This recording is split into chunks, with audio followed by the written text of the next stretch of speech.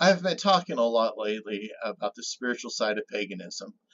I think that this is important because there are so few people that are willing to discuss this on a large scale.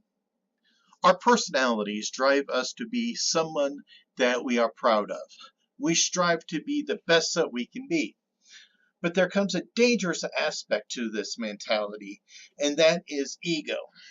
Ego is our pride, and it is a two-sided sword that can do a lot of damage to others and ourselves.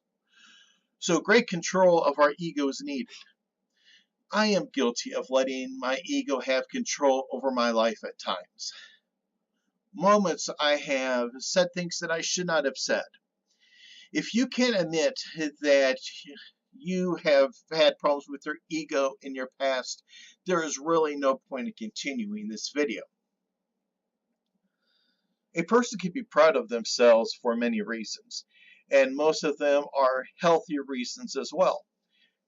You can have a good job, family, just finished with some schooling or a major project. But there are times where we push this mentality to an unhealthy obsession. Paganism has created some of the most self-deluded personalities imaginable. The line of healthy and unhealthy personality traits has been crossed here frequently. Most pagans strive to be witches and priests. They want control over their lives and push the concept of developing this power to gain control over themselves and others. You feel more in control if you have people under you listening to every word you speak. It actually helps you ignore the lackings you may have if you have people listening to your every word. It has gotten so much better than what it was like 10 years ago, but it still goes on today. People are declaring themselves as high priestesses with no valid reasonings. People were placing the title in their social media names. This is a massive ego trip. Most of these people were young and no formal training in paganism or magic, but somehow felt that they were freaking awesome and deserved the title. Titles have to be earned and given. You don't get to make your own title. People give you a say in matters because you showed some skill and believe you earned it. Naming yourself is a special event. There is the witch name that we give ourselves when we enter the pagan witchcraft journey.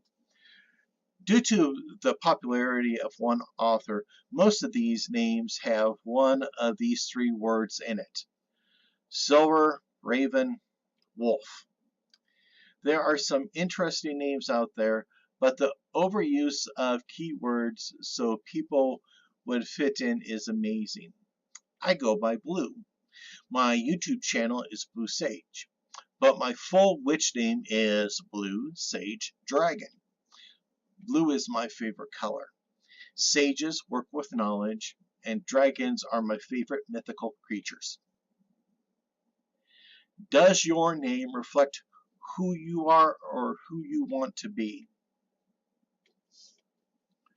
Social media is a freaking nightmare of pagan and witch egos.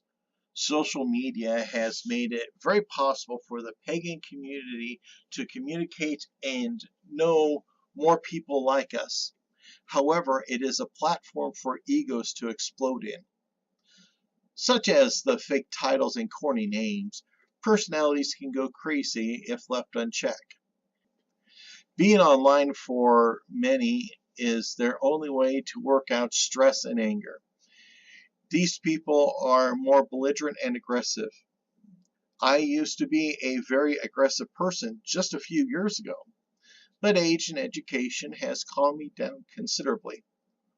While we claim to be part of a pagan community, we mostly belong to pagan cliques or pseudo-covens. Smaller groups that can be very aggressive and demanding of loyalty. Facebook has many groups that demand a set of social rules for everyone to fill the needs of a select few. There are Twitter witches, small Twitter groups that make outlandish claims and actions.